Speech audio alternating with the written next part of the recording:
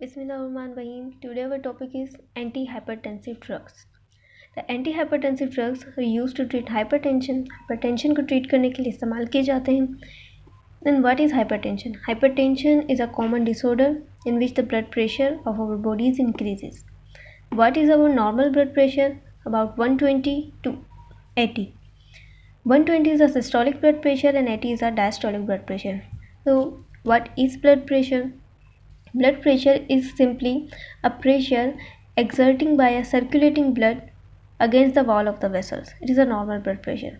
So what is a systolic blood pressure? What is a diastolic blood pressure? Systolic blood pressure is a pressure exerted by a blood when the blood is ejected into the arteries by the heart during the contraction of the heart. So it is simply a pressure exerted when blood is ejected into the arteries. And diastolic blood pressure is a pressure exerted by a blood within arteries between the heartbeats and or when the heart is in the dilated condition. So जब heart blood को eject करेगा तो eject के बाद जो blood pressure exert करेगा against the arteries उसे हम सिस्टोलिक ब्लड प्रेशर कहेंगे.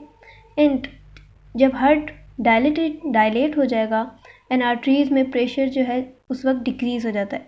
जब हार्ट प्रेशर ब्लड जो प्रेशर एक्सर्ट कर रहा है उसे हम डायस्टोलिक ब्लड प्रेशर कहेंगे. सिस्टोलिक ब्लड प्रेशर ज़्यादा होता है 120 and diastolic blood pressure 80.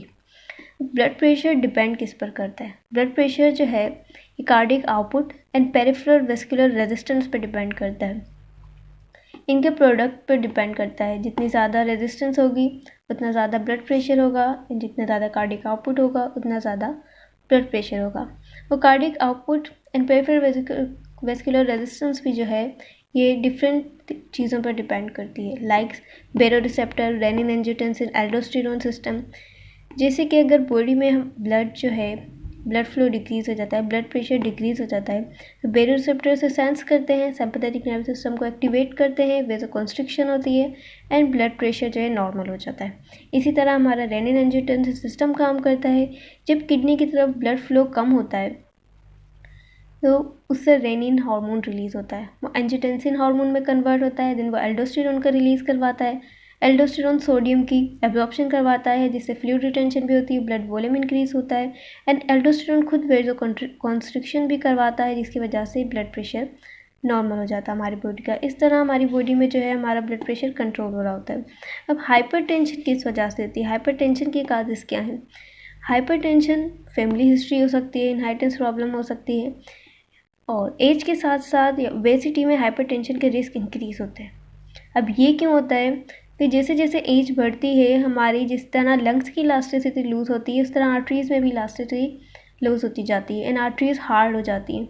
Hard होने की वजह से पेरिफेरल वेस्कुलर रेजिस्टेंस इंक्रीज़ हो जाती है एंड ब्लड प्रेशर इंक्रीज़ हो जाता है. इस तरह ओबेसिटी में होता है. ओबेसिटी में क्या होता है, लाइक हमारी आर्टरीज़ भी हार्ड हो जाती है, आर्थरोस्क्लेरोटिक की प्रॉब्लम्स होती हैं, इसकी वजह से ब्लड प्रेशर इंक्रीज़ हो जाता है. थर्ड पे आ गए हैं stressful life style. Stressful life style जो है वो परमानेंट ब्लड प्रेशर को इंक्रीज़ नहीं करता, टेम्प्रेरी करता है. स्ट्रेस कंडीशन में क्या होता है, कुछ हार्मोन्स रिलीज़ होते हैं, कोर्टिसोल वगैरह. ये क्या करते हैं, आर्टरीज में वेसोकंस्ट्रिक्शन करवा देते हैं जिसकी वजह से ब्लड प्रेशर इंक्रीज़ हो जाता है. Then high dietary intake of sodium. Sodium का ज़्यादा इंटेक करेंगे, फ्लूइड ज़्यादा रिटेन होगा एंड एक्स्ट्रा सेलुलर एनवायरनमेंट से भी फ्लूइड का जो है ब्लड में मूवमेंट होगी, इसकी वजह से ब्लड वॉल्यूम इंक्रीज़ होगा एंड कार्डिक आउटपुट इंक्रीज़ होगा, देन ब्लड प्रेशर इंक्रीज़ होगा. स्मोकिंग किस तरह जो है हाइपरटेंशन काज करवाती है, ब्लड प्रेशर को इंक्रीज़ करती है. क्या होता है स्मोकिंग में, जैसे कि सिगरेट्स वगैरह में निकोटिन प्रेजेंट होता है. ये निकोटिन जो है मेन काज होता है. निकोटिन आर्टरीज़ को नैरो कर देता है, आर्टरीज़ में हार्डेंस ला ले आता है, हार्ड कर देता है आर्टरीज़ को. इसके अलावा क्लोट फॉर्मेशन में भी ये हेल्प करता है, मतलब क्लोटिंग करवाता है ज़्यादा, जो कि पेरिफेरल वेस्कुलर रेजिस्टेंस को इंक्रीज़ कर देती है, नेट ब्लड प्रेशर को इंक्रीज़ कर देती है. इस तरह हाइपरटेंशन के और भी बहुत से काजेज़ हैं, मेन काजेज़ यहाँ पर हैं. ठीक है. अब हाइपरटेंशन अगर क्रोनिक हाइपरटेंशन हो, क्रोनिक कंडीशन हो, chronic condition can lead two stroke, renal damage, myocardial infarction and congestive heart failure. How this condition can happen? Hypertension में कि हाइपरटेंशन जो है वो स्ट्रोक किस तरह काज कर सकती है। स्ट्रोक में क्या होता है कि जब हाइपरटेंशन में ब्लड प्रेशर इंक्रीज़ होता है तो आर्टरीज़ जो हैं वो रप्चर भी हो सकती हैं, और रप्चर होने की वजह से या कहीं कहीं से जो है कहीं कहीं पे ब्लड क्लॉट फॉर्मेशन हो जाती है, या फिर ब्रेन में आर्टरीज होती हैं वो ब्रस्ट हो जाती हैं, जिसकी वजह से स्ट्रोक होता है, या ब्रेन की तरफ जो है वो ब्लड फ्लो ब्लॉक हो जाता है क्लॉट फॉर्मेशन की वजह से या आर्टरीज के नैरोइंग की वजह से, विच can lead two stroke. Stroke if अगर लेफ़्ट साइड ऑफ ब्रेन में हो रहा है तो right side of the body हमारा पैरालाइज हो जाता है। स्ट्रोक जो है वो ब्रेन को डैमेज करता है।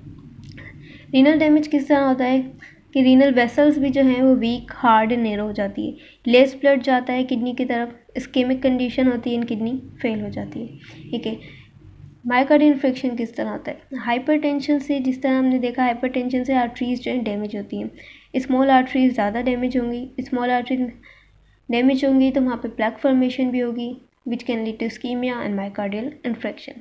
Then how heart can fail, heart fail कैसे होता है हाइपरटेंशन में?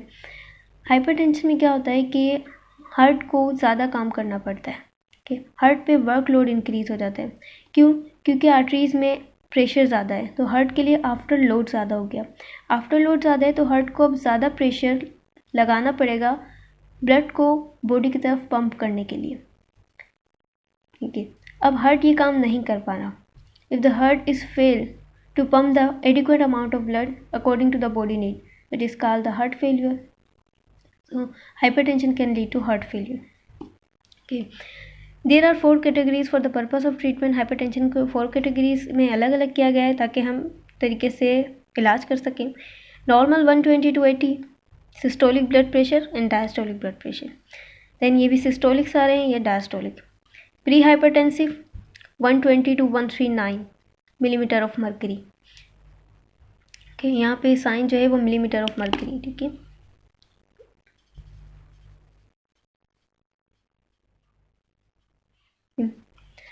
प्री हाइपरटेंसिव 120, यहाँ से 120 to 139, 80 to 89। स्टेज 1 हाइपरटेंशन का 140, 159, 159, 90 to 99। Stage 2 greater than 160, greater than 100। Okay, stage 2 हो गया। अब हाइपरटेंशन को ट्रीट करने के लिए हम कौन कौन सी ड्रग्स यूज़ कर सकते हैं, कौन कौन सी क्लासेस ऑफ ड्रग यूज़ कर सकते हैं, उसे देखते हैं। यहाँ पर एक मेड बनी हुई है, मेड जो है इस घर में काम करती है। ओके, पर इस मेड को जो है सिवियर प्रॉब्लम है। ओके, बहुत सी प्रॉब्लम को इसे फेस करना पड़ता है। तो फर्स्ट प्रॉब्लम है वो है ये बारिश, रेन। ये चाहती है कि ये जो बारिश है, रेन है, ये बंद हो जाए, इनहेबिट हो जाए।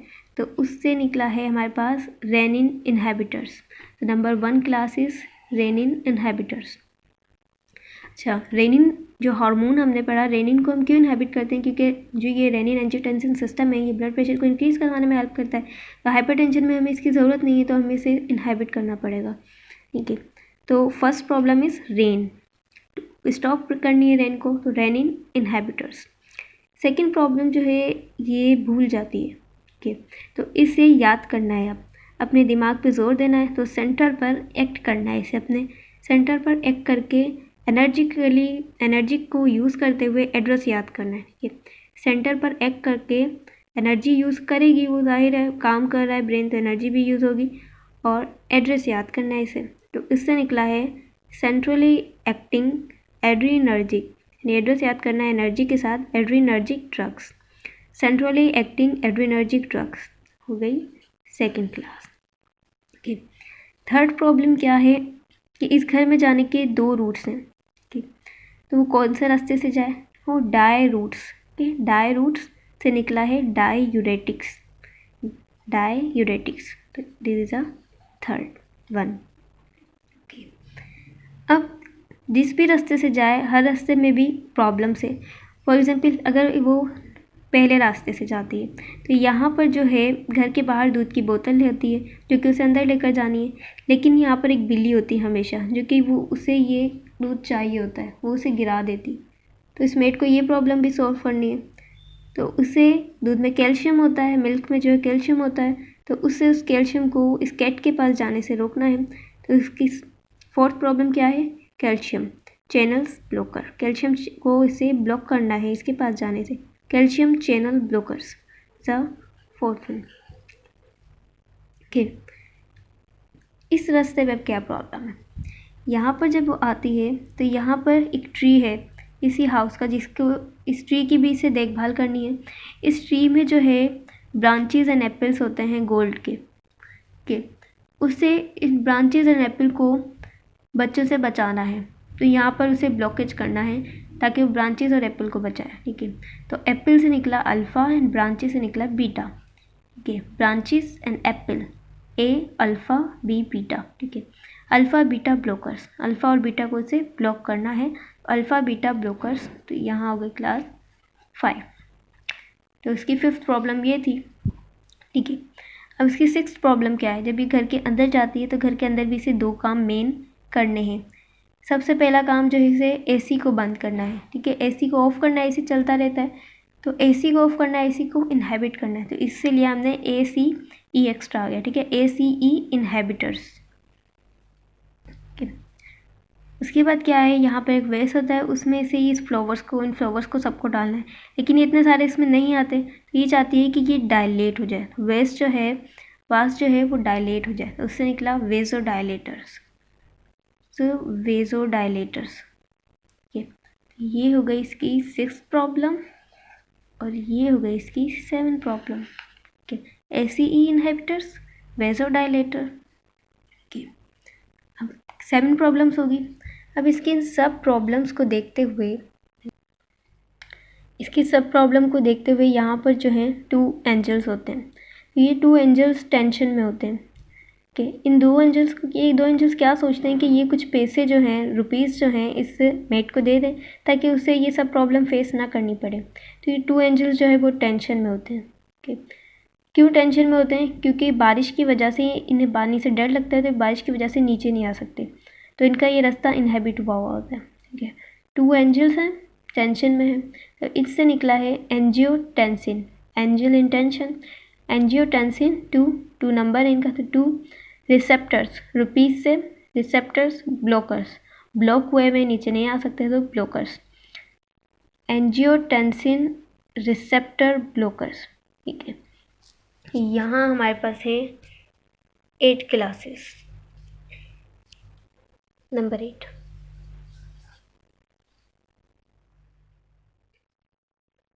okay, you can take a screenshot.